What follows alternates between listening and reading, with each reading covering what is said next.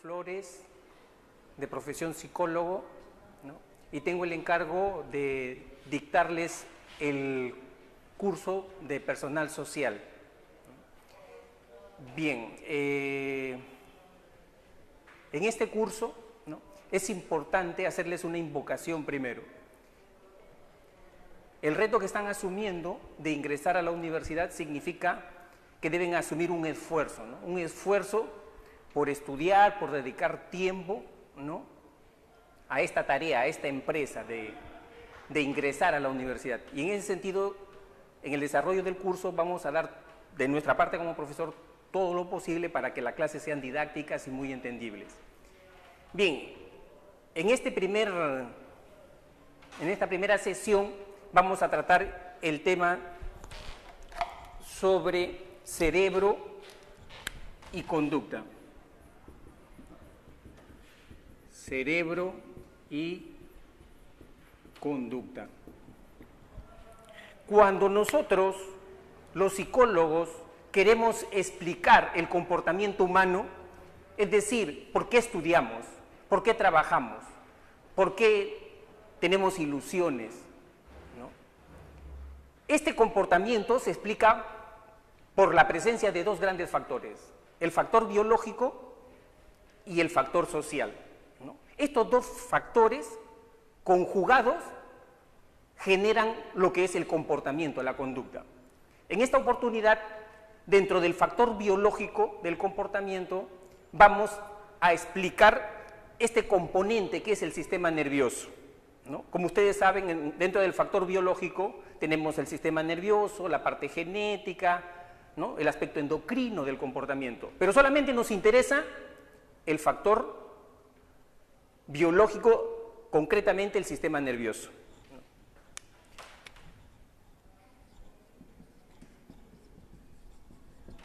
El sistema nervioso,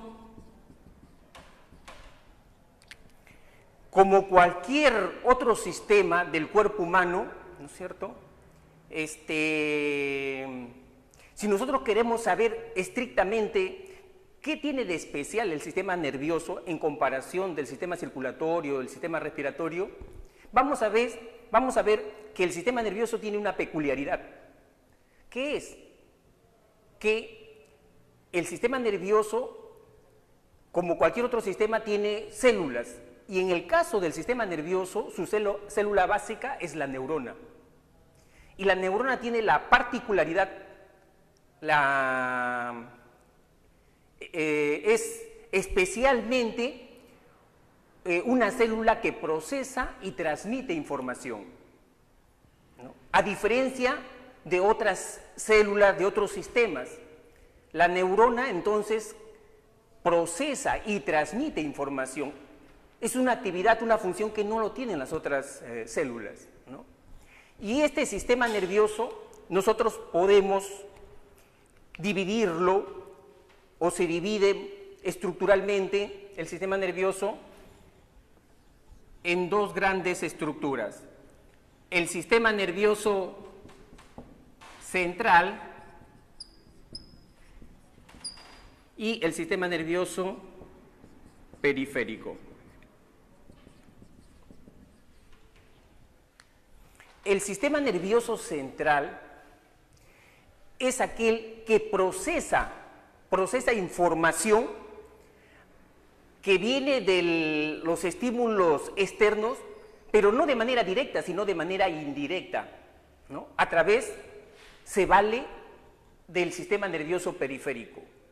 Cuando yo observo la luz del fluorescente, esa información de ese estímulo es captado por el sistema nervioso periférico a través de nuestros sentidos, ¿no es cierto?, en este caso de la visión. Y esta información, a través del nervio óptico, llega al cerebro, ¿no? Entonces, esa es la función que hace el sistema nervioso central. Y esta función, nosotros vemos que puede ser dividido, ¿no es cierto?, este sistema nervioso central en dos estructuras, o tiene dos estructuras, ¿no? Una de ellas es el encéfalo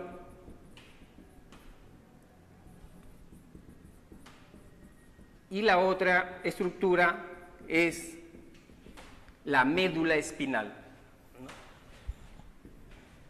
Son dos estructuras que tiene el sistema nervioso central. Y el sistema nervioso periférico también tiene dos estructuras, que es el sistema somático y el sistema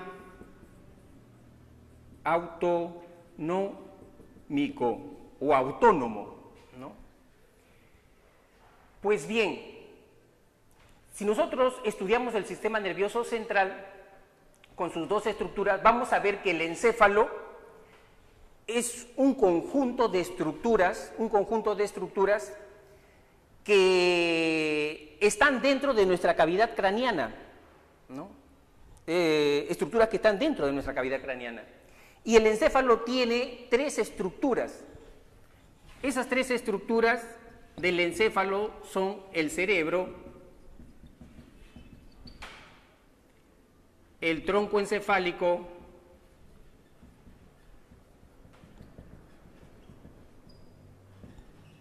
y también tenemos al cerebelo.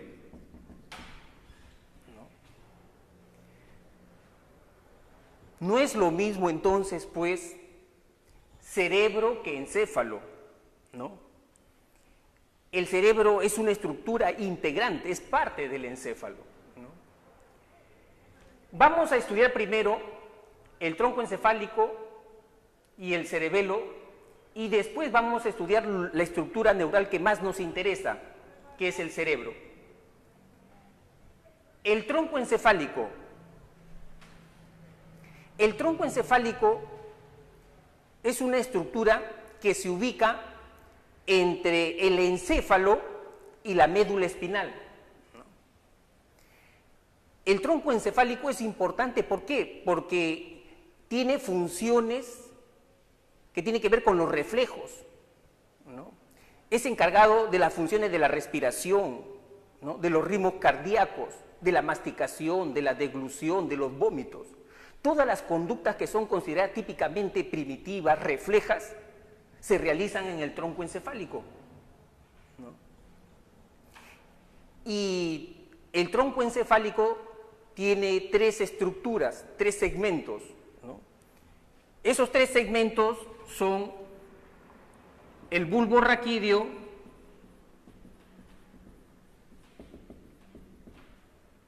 la protuberancia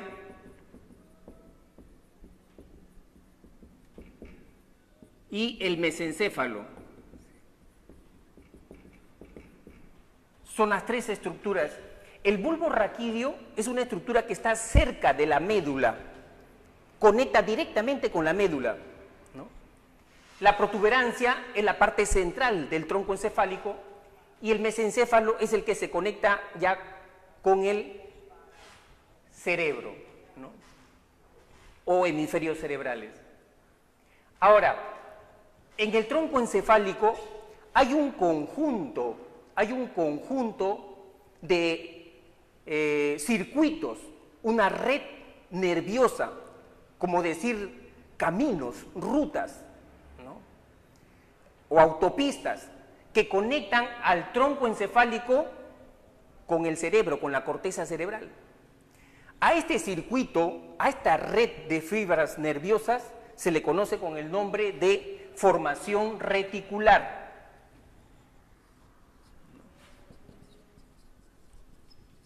Formación reticular.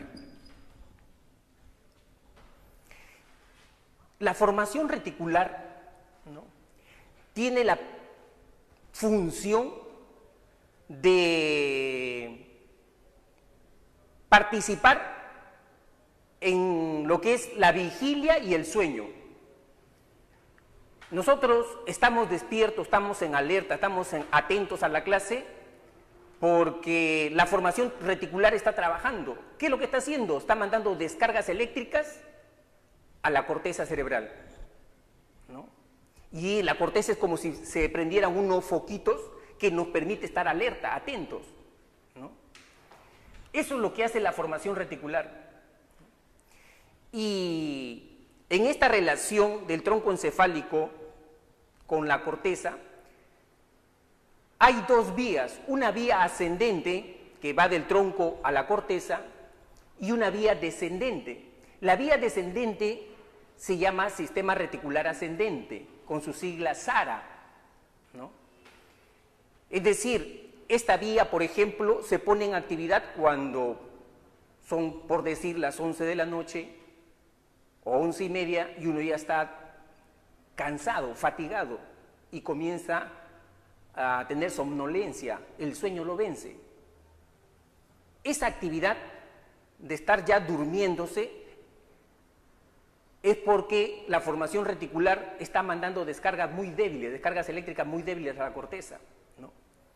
Sin embargo, también tenemos la vía descendente.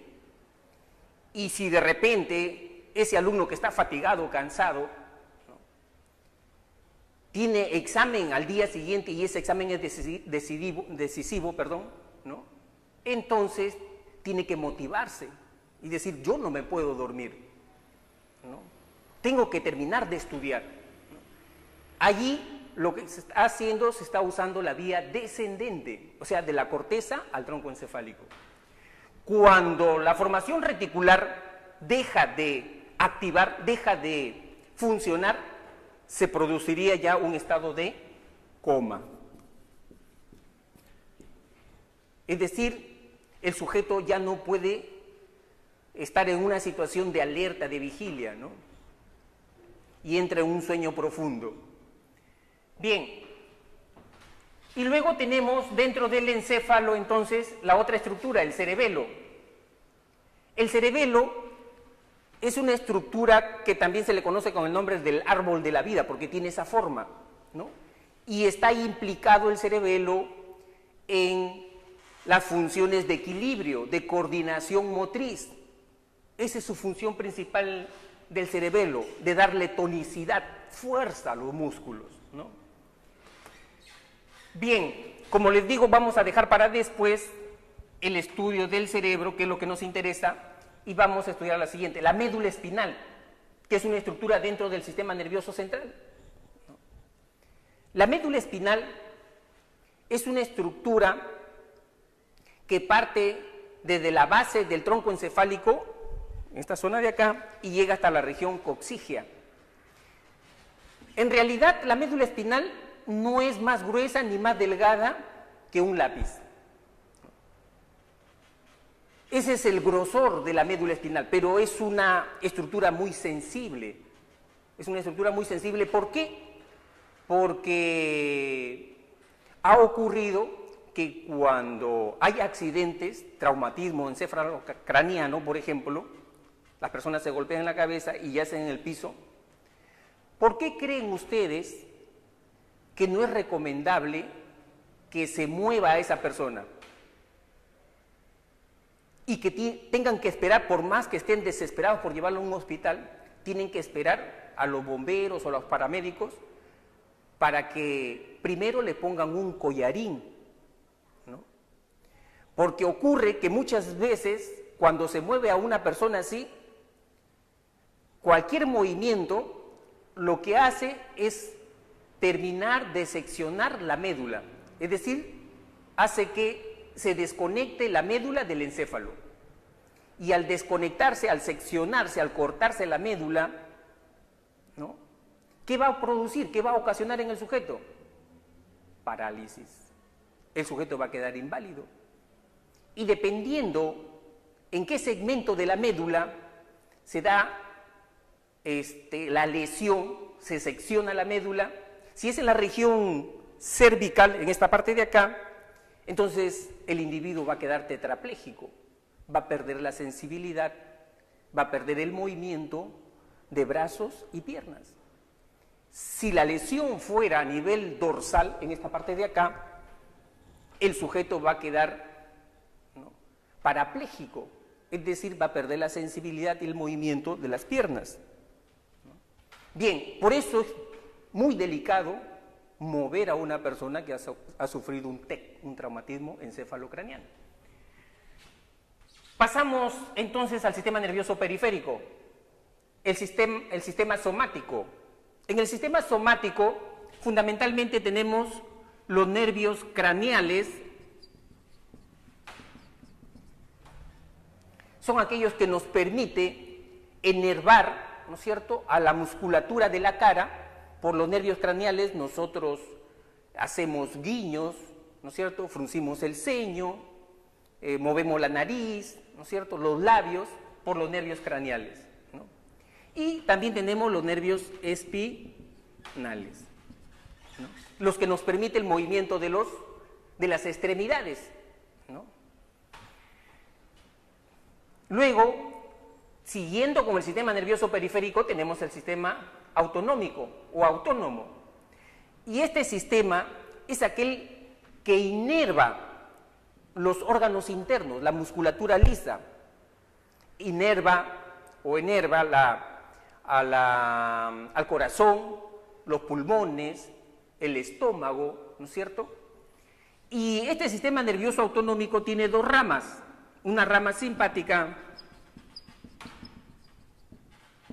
y una rama parasimpática.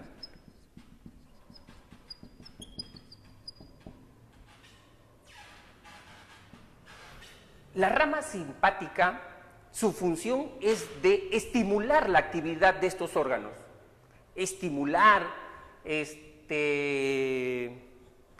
igualmente ponerlos en actividad, ¿no? Estimular. Es decir, el sistema nervioso autonómico tiene que ver con reacciones de tipo emocional, ¿no? Cuando uno recibe una mala noticia, por ejemplo, ¿no?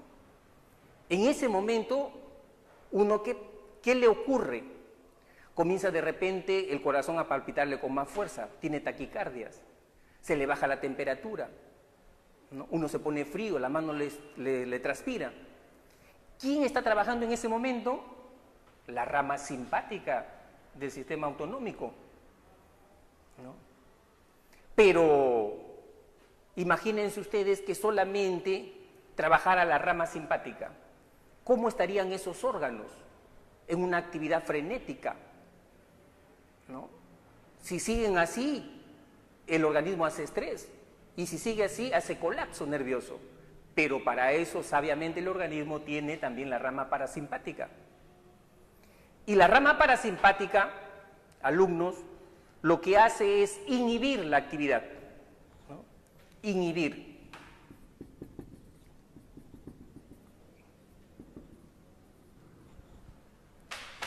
Es decir, produce el relajamiento de los órganos, hace que los órganos reposen para que se recarguen nuevamente de energía, ¿no? Entonces, eso es pues las funciones principales del sistema nervioso autonómico. Ahora, lo que nos interesa, el cerebro, ¿no? El cerebro, técnicamente hablando, no se le llama así cerebro. Claro, lo conocemos con ese término de cerebro, pero técnicamente hablando se le conoce con el nombre de hemisferios cerebrales, ¿no? Entonces, los hemisferios cerebrales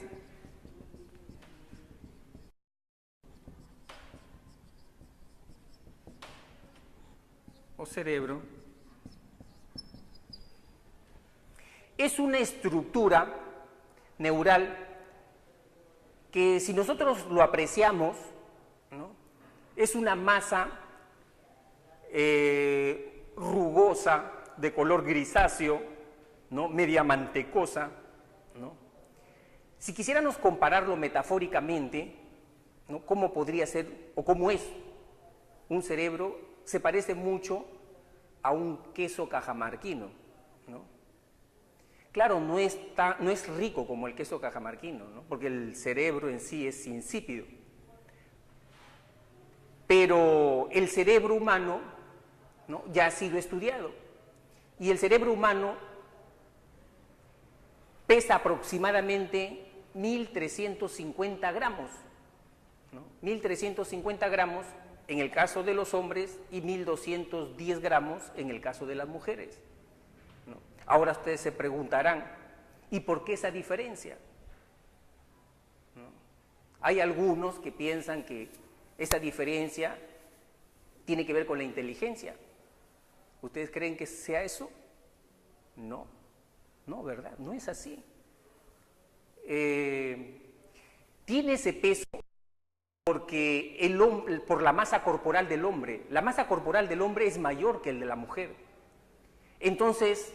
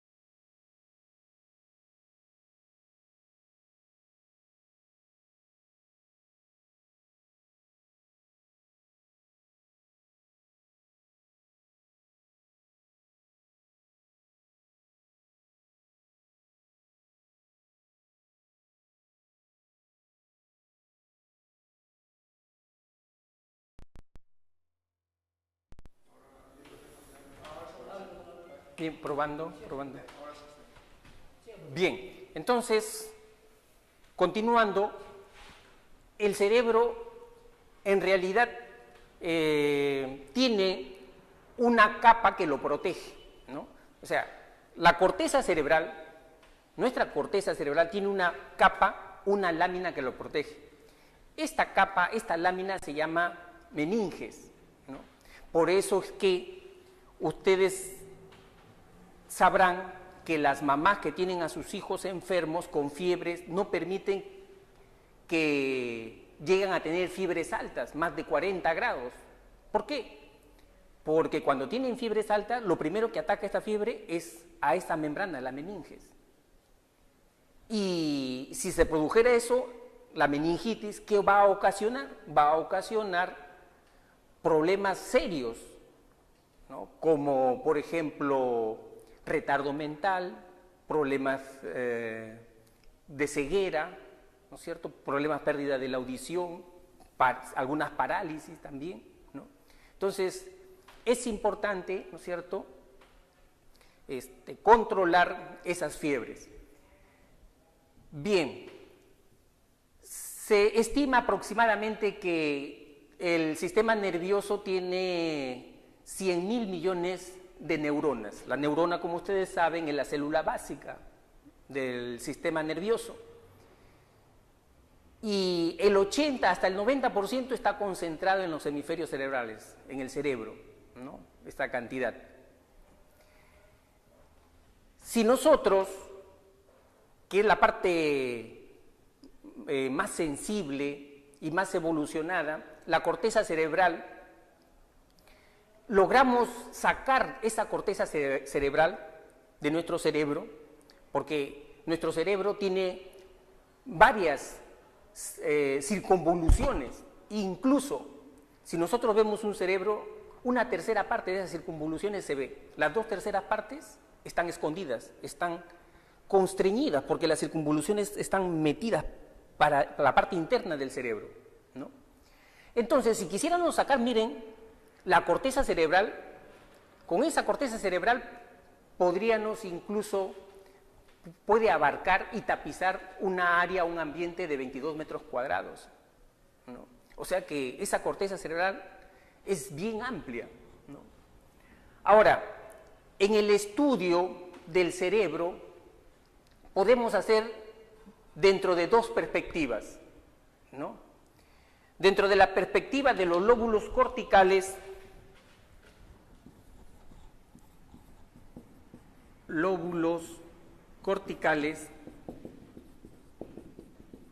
y podemos hacerlo dentro de la perspectiva de los hemisferios cerebrales.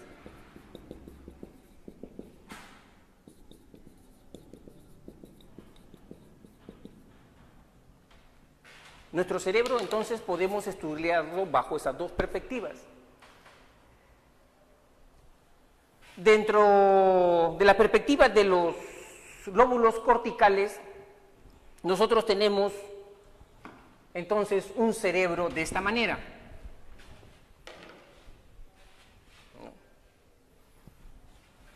Por decir así.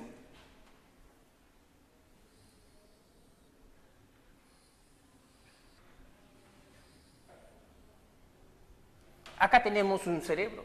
Este cerebro tiene 3 cisuras. Esta cisura es la cisura lateral o de Silvio. Lateral o de Silvio. Luego acá tenemos otra cisura, es la cisura central o de Rolando. Cisura de Rolando. Y tenemos una cisura en esta parte que es la cisura perpendicular. Con estas 3 cisuras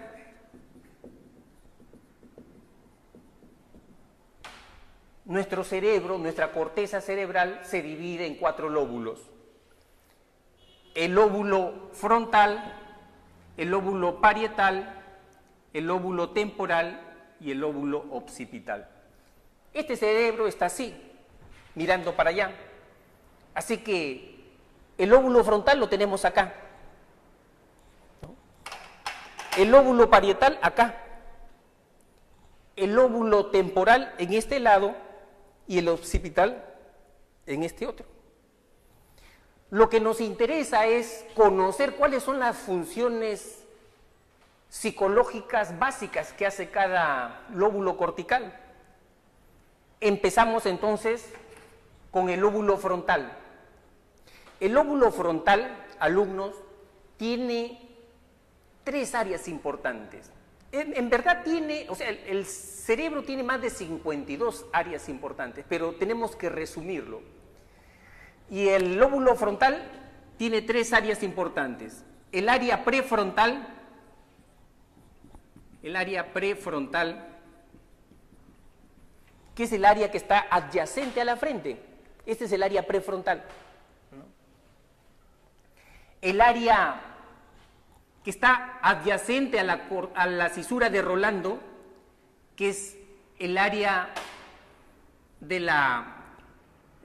el área motora, es el área motora, ¿no? Y tenemos una tercera área que es el área de Broca, ¿no? El área de Broca, ¿no? Son las tres áreas. ¿De qué se encarga? El área prefrontal.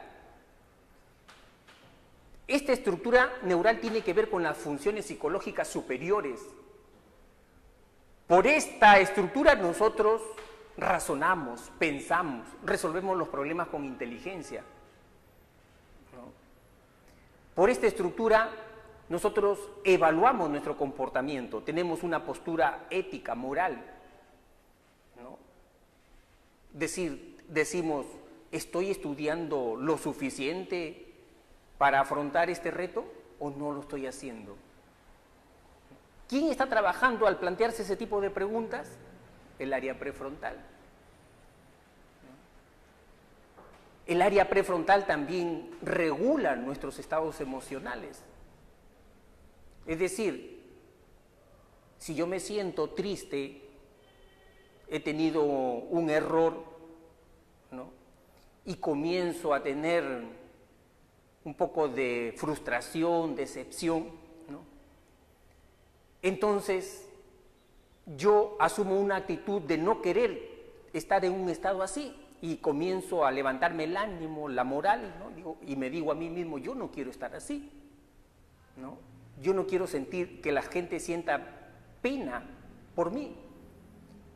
Y comienzo a alentarme, yo tengo que pararme, luchar, ¿no? Y yo lo puedo hacer. Ese tipo de actitudes es posible, ¿por qué? Porque tenemos el área prefrontal, ¿no? Incluso algunos neurólogos al área prefrontal le denominan el órgano de la civilización, porque por esta estructura nosotros somos seres humanos, ¿no? Luego tenemos el área motora, también se le conoce como homúnculo de Penfield motor. También tiene ese nombre. ¿Por qué Penfield? Porque Penfield fue quien descubrió esta área. Y se encarga de todo lo que son los movimientos voluntarios. Levantar la mano, mover la cabeza, caminar, ¿no? Todos esos movimientos son controlados por el área motora. Luego tenemos el área de Broca, que es la encargada del lenguaje, pero del lenguaje expresivo, del lenguaje articulado. En estos momentos, al estar dando yo esta clase, está trabajando mi área de Broca, ¿no? Luego pasamos al lóbulo parietal. En el lóbulo parietal, de manera similar, adyacente a la cisura de Rolando, hay un área. Es el área sensorial o sensitiva. Área sensitiva. O también homúnculo de Penfield sensitivo, ¿no? Y se encarga de captar las sensaciones, ¿no? Si tú con los ojos vendados tienes un objeto, un plumón, un fósforo, con los ojos vendados, palpando, tocando, tú identificas de qué objeto se trata. Esa actividad, ese procesamiento se lleva a cabo acá, en el área sensitiva. Capta no solamente las sensaciones del tacto, sino también la temperatura, ¿no? Y en el lóbulo parietal hay una estructura también que tiene que ver con que procesa todo lo que es la percepción tridimensional, las relaciones espaciales. Es decir, cuando nosotros queremos ver en este salón cuántas carpetas ingresan, cuántos alumnos ingresan, ¿ingresarán 50, 100, 150 o 20? Ese cálculo de la percepción tridimensional, volumen, lo hace ¿quién? El lóbulo parietal. Las relaciones espaciales, antes, después, arriba, abajo, lóbulo parietal. Luego tenemos el lóbulo temporal. El lóbulo temporal tiene que ver con la función de la audición, ¿no? Procesa todo lo que es los estímulos, las ondas acústicas. Y también tiene un área importante el lóbulo temporal, que tiene que ver con el lenguaje. Es el área de Wernicke. El área de Wernicke, que es esta área es la encargada del lenguaje, pero del lenguaje comprensivo, ¿no? Es esa área que se pone en funcionamiento cuando tú estás leyendo un texto, un libro, o en este momento cuando estás escuchando tú la clase del profesor. Estás captando el mensaje. ¿Quién está trabajando? El área de Wernicke. Cuando se producen problemas neurológicos en el lenguaje, tanto en el lenguaje comprensivo como en el lenguaje expresivo, ese trastorno neurológico se le denomina afasia, ¿no? Entonces, afasia.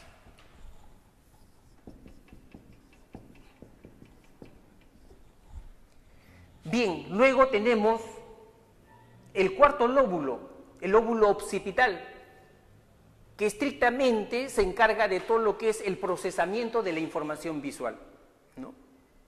Bien, hemos estudiado los 4 lóbulos, incluso últimamente se está hablando de un quinto lóbulo, el lóbulo de la ínsula también, ¿no?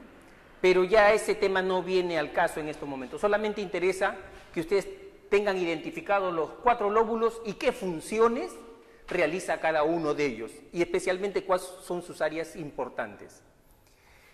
Bien, luego nosotros queremos estudiar el cerebro, no ya a través de lóbulos corticales, sino queremos estudiar a través de los hemisferios cerebrales. Y para estudiarlo de esa manera, ¿qué es lo que tenemos que hacer? Tenemos que hacer un corte sagital en medio de nuestra cabeza, cortar el cuerpo calloso. El cuerpo calloso es una sustancia blanca que une los 2 hemisferios. Por el cuerpo calloso se comunican los 2 hemisferios, cortas el cuerpo calloso y aparecen 2 cerebros, ¿no? 2 hemisferios, que tú cuando lo miras, lo observas, morfológicamente, estructuralmente, parecen iguales, tienen el mismo peso, el mismo tamaño, pero yo les pregunto, ¿son iguales? ¿Serán iguales estos 2 hemisferios?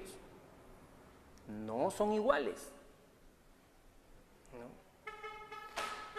Porque realizan diferentes funciones, y este aporte que tiene que ver con que procesan información de manera diferente, se dedican a actividades de manera diferente, a esta labor y a esta función diferenciada y especializada entre uno y otro hemisferio se le conoce con el nombre de asimetría funcional. Asimetría funcional. Y este gran aporte se lo debemos nosotros a este eminente neurólogo de apellido Sperry, ¿no? Sperry. Asimetría funcional. ¿Cuáles son las funciones, trabajos y tareas que hace cada hemisferio? Tenemos hemisferio izquierdo y hemisferio derecho.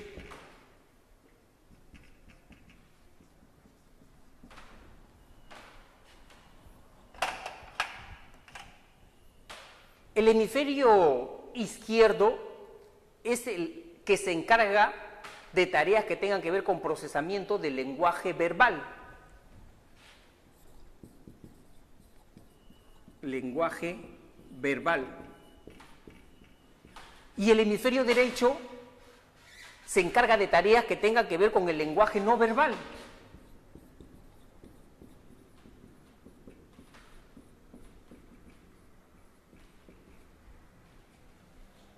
Lees un texto, ¿no?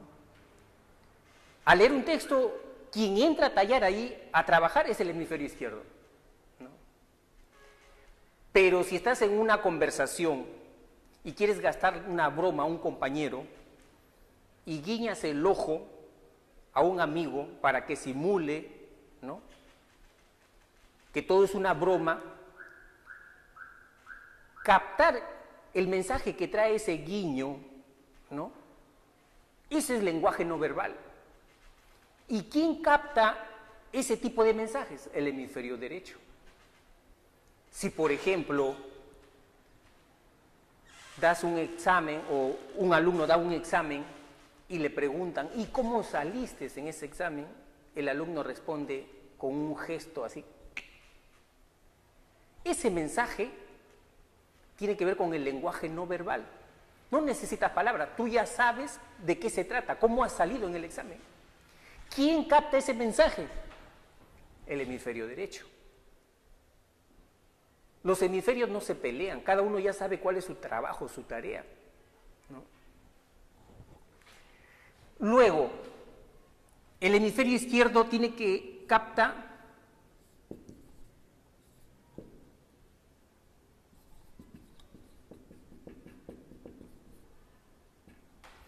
el pensamiento analítico y el hemisferio derecho el pensamiento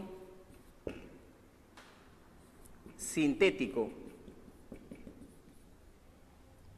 Acuérdense, analítico, análisis, descomponer, fragmentar un todo, ¿no? A ver, por decir, realicen, le dice el profesor, realicen un análisis sobre la guerra con Chile y hacen ustedes, ¿no?, una fragmentación de causas, consecuencias, ¿no es cierto?, de todo lo que es la guerra con Chile. Pensamiento analítico. Pensamiento sintético, llegar a una unidad, ¿no? Llegar a una unidad, llegar a un todo, ¿no? Cuando, por ejemplo, están haciendo una lectura y les pide el profesor qué título le pondrían a ese tema, no lo que dice el libro, no lo que dice el autor, sino qué título. Esa acción es una síntesis. Entonces, tenemos que el pensamiento analítico es procesado por el hemisferio izquierdo, ¿no?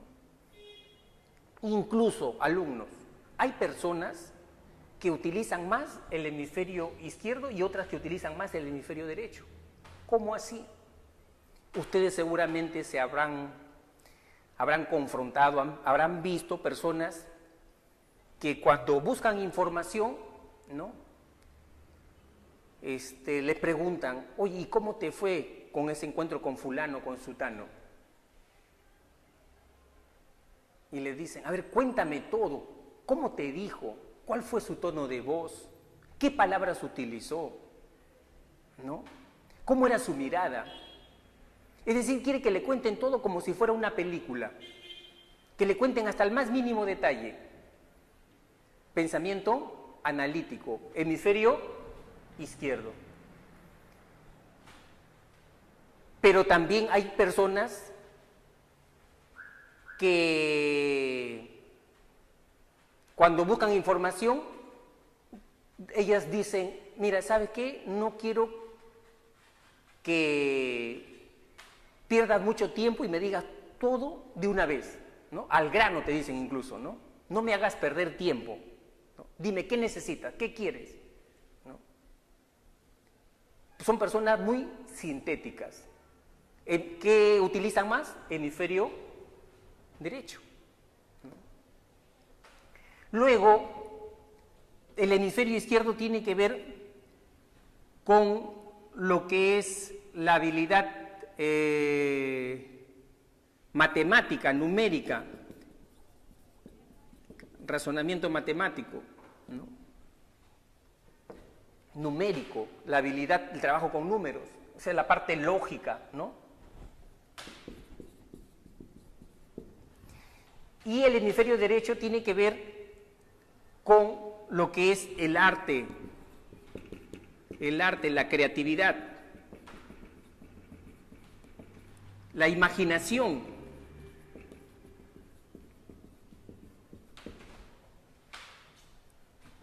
La intuición.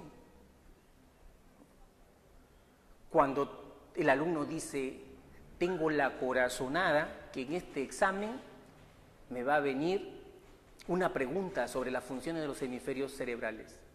Esa intuición, esa corazonada, es procesada ¿por quién? ¿Hemisferio izquierdo o hemisferio derecho?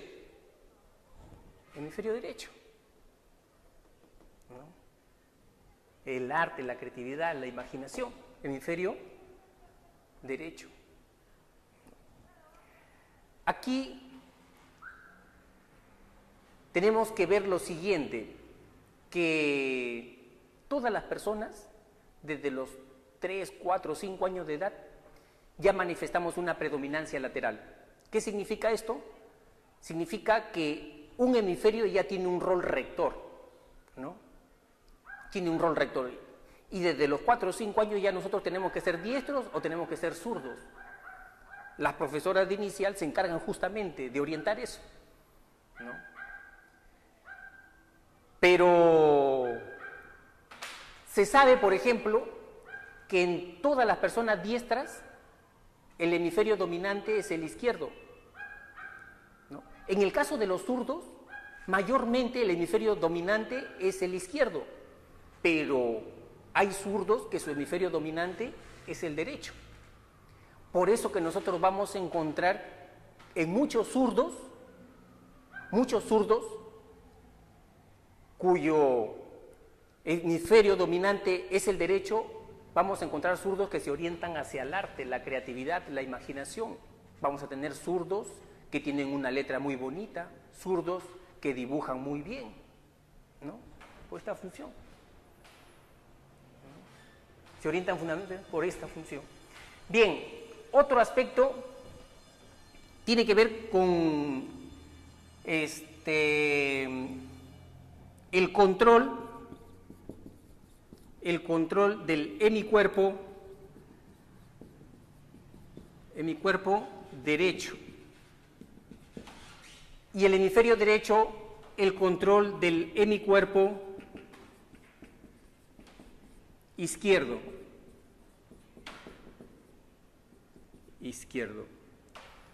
El hemisferio izquierdo, control emocional.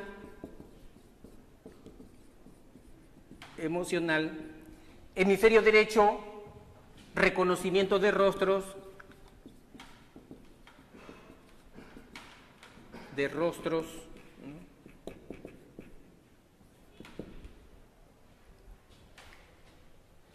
Hemisferio izquierdo, procesamiento de información de manera secuencial.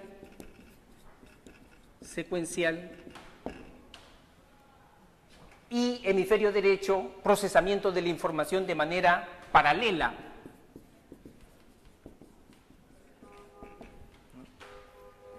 Entonces, estas son pues las funciones principales que realiza cada hemisferio. Ahora vamos a entrar a una estructura también que tiene que ver mucho con el comportamiento. ¿Sí?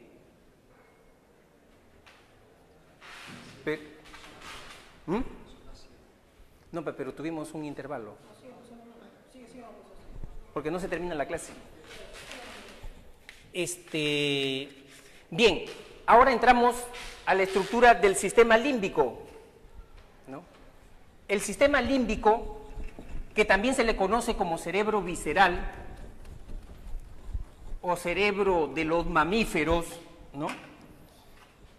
Este sistema límbico, esta estructura se encarga de las emociones, de los recuerdos, del aprendizaje, ¿no? Y el sistema límbico tiene un conjunto de estructuras.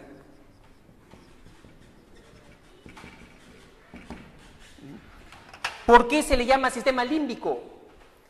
Porque proviene de una voz latina, limbus, que significa borde, conjunto de estructuras que bordean todo el hemisferio, los hemisferios cerebrales.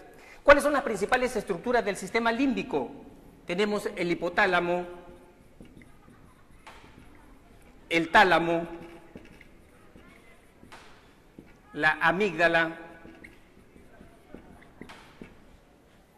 el hipocampo. Y hay un conjunto más de estructuras, pero estas son las importantes.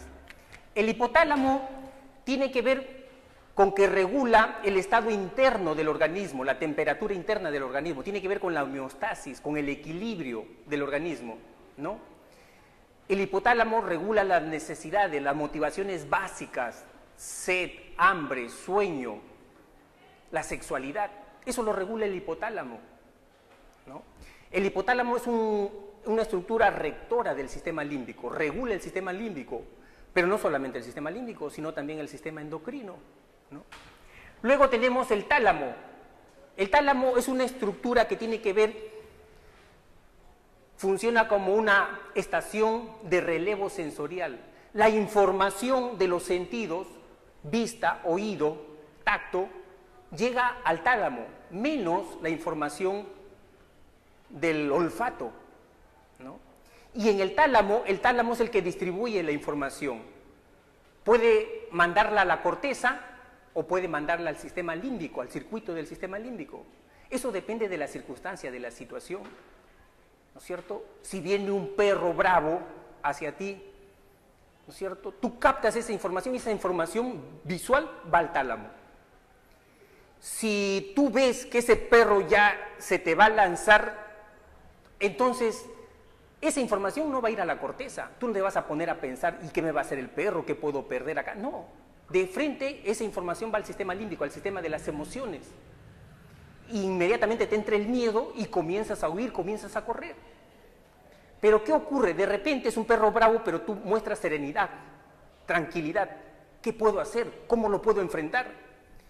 Y esa información, cuando ya estás comenzando tú a pensar, esa información ha ido a la corteza cerebral, ¿no? O sea, la vía del tálamo al sistema límbico es una vía rápida, ¿no?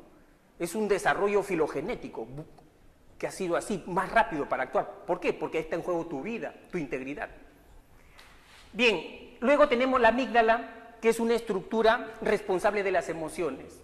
Nosotros amamos, sentimos cólera, resentimiento, pena, porque tenemos amígdala. La amígdala es la que permite emocionarnos, ¿no? Es una estructura básica. Si no tuviéramos amígdalas, no tuviéramos emociones, ¿no? Es decir, si no tuviéramos amígdala, por ejemplo, estuviéramos caminando, estuviéramos en la playa, ¿no? Y estuviéramos de repente ingresando al mar, y como no tenemos miedo, no tenemos temor, seguimos avanzando. Seríamos una persona imprudente, por ejemplo, ¿no? Y el hipocampo tiene que ver con la memoria, con los recuerdos, ¿no? A través del hipocampo nosotros sabemos exactamente qué nos ocurrió en una calle oscura, ¿cierto? Y eso es lo que nos trae, esa información pasada es lo que nos trae el hipocampo. Ahora, no sé si vamos a dar las respuestas, las claves, ¿no? Para que puedan ver en su práctica. La pregunta número 1, empezamos con la pregunta número 1. La pregunta número 1 dice, al sentir una superficie áspera con la mano, se activa el lóbulo cerebral. La clave es la B, parietal. Tacto, sensaciones. Número 2, cuando un arquitecto crea la maqueta de un edificio, utiliza principalmente la clave es la C, hemisferio derecho. Acuérdense, tiene que ver con la imaginación, las relaciones espaciales. La número 3, en una situación de peligro, como el inminente ataque de un animal salvaje que provoca el escape inmediato de una persona, ¿se activa la respuesta es la C, el sistema simpático, ¿no? La número 4, La sensación de hambre que surge después de varias horas sin comer está regulada por la estructura denominada, la respuesta es la A, hipotálamo. Hipotálamo tiene que ver con las motivaciones básicas, necesidades básicas. La número 5, al realizar una operación lógica para hallar el resultado de una ecuación, se activa la respuesta es la E, hemisferio izquierdo. 6, experimentar miedo al pasar por una calle donde se sufrió la mordida de un perro, se activa la estructura nerviosa denominada, acá es el sistema límbico, la C. 7, si una persona por comer algo descompuesto presenta vómitos, dicha reacción está regulada por, la respuesta es la C, tronco encefálico. 8, si me siento temeroso, pero intento controlarme, esto se puede lograr gracias a la acción del hemisferio, la respuesta es la B, hemisferio izquierdo. ¿Por qué nos controlamos nuestras emociones? Porque el hemisferio izquierdo tiene que ver con el lenguaje verbal. Y el lenguaje verbal es muy importante porque te identifica las emociones, te permite conocer tus propios estados emocionales y al conocerlos los puedes controlar. La 9, la unidad básica estructural del sistema nervioso es la C, la neurona. Y la 10, cuando una persona levanta la mano para que el bus se detenga, se activa el lóbulo, la respuesta correcta es la C, frontal. Ahora, ¿cuál es la respuesta técnica que es el lóbulo frontal? Porque en el lóbulo frontal hay un área que es el área motora, la que controla los movimientos voluntarios. Bien, eso es todo por el día de hoy. Hasta la próxima clase.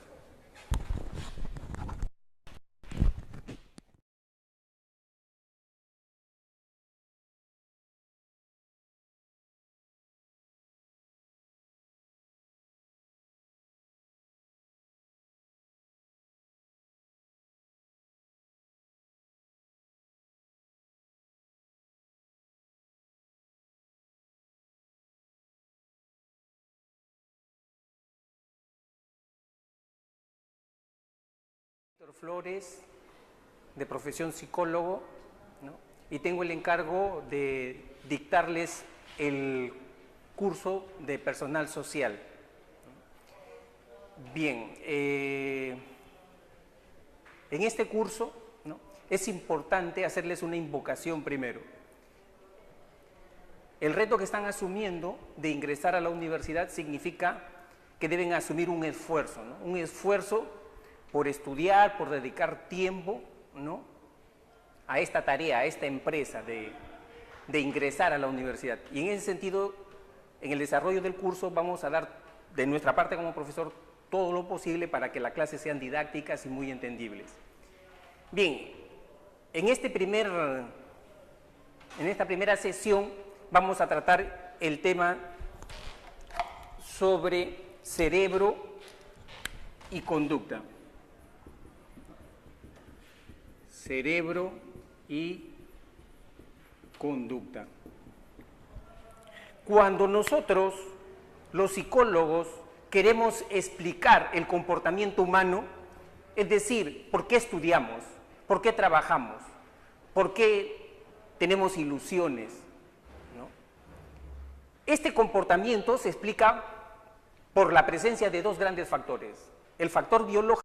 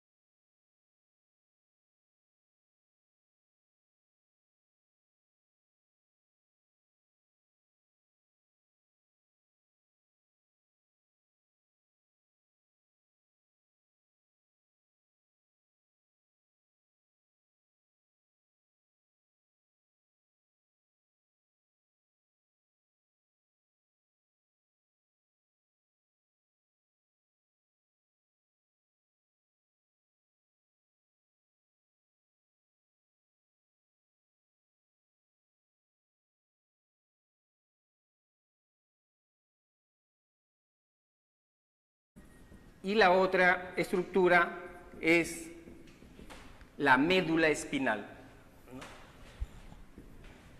Son dos estructuras que tiene el sistema nervioso central. Y el sistema nervioso periférico también tiene dos estructuras, que es el sistema somático y el sistema autonómico o autónomo, ¿no? Pues bien, si nosotros estudiamos el sistema nervioso central con sus dos estructuras, vamos a ver que el encéfalo es un conjunto de estructuras que están dentro de nuestra cavidad craneana, ¿no? Estructuras que están dentro de nuestra cavidad craneana. Y el encéfalo tiene tres estructuras. Esas tres estructuras del encéfalo son el cerebro, el tronco encefálico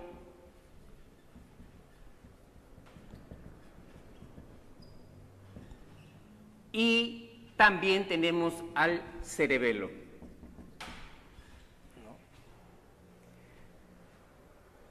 No es lo mismo entonces, pues, cerebro que encéfalo, ¿no? El cerebro es una estructura integrante, es parte del encéfalo, ¿no? Vamos a estudiar primero el tronco encefálico y el cerebelo de información. Es una actividad, una función que no lo tienen las otras células, ¿no? Y este sistema nervioso nosotros podemos dividirlo, o se divide estructuralmente el sistema nervioso en dos grandes estructuras: el sistema nervioso central y el sistema nervioso periférico. El sistema nervioso central es aquel que procesa información que viene de los estímulos externos, pero no de manera directa, sino de manera indirecta, ¿no? Se vale del sistema nervioso periférico. Cuando yo observo la luz del fluorescente, esa información de ese estímulo es captado por el sistema nervioso periférico a través de nuestros sentidos, ¿no es cierto? En este caso, de la visión. Y esta información, a través del nervio óptico, llega al cerebro, ¿no? Entonces, esa es la función que hace el sistema nervioso central. Y esta función, nosotros vemos que puede ser dividido, ¿no es cierto?, este sistema nervioso central en dos estructuras, o tiene dos estructuras, ¿no? Una de ellas es el encéfalo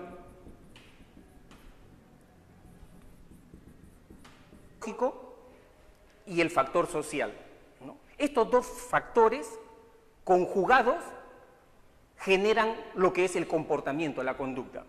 En esta oportunidad, dentro del factor biológico del comportamiento, vamos a explicar este componente que es el sistema nervioso, ¿no? Como ustedes saben, dentro del factor biológico tenemos el sistema nervioso, la parte genética, ¿no?, el aspecto endocrino del comportamiento, pero solamente nos interesa el factor biológico, concretamente el sistema nervioso.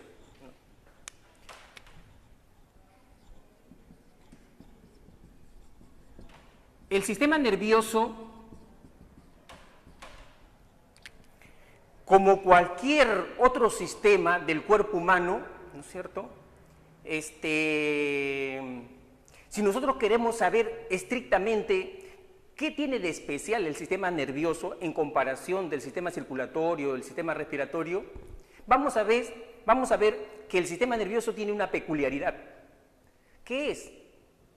Que el sistema nervioso, como cualquier otro sistema, tiene células, y en el caso del sistema nervioso, su célula básica es la neurona. Y la neurona tiene la particularidad, es especialmente una célula que procesa y transmite información, ¿no? A diferencia de otras células, de otros sistemas. La neurona entonces procesa y transmite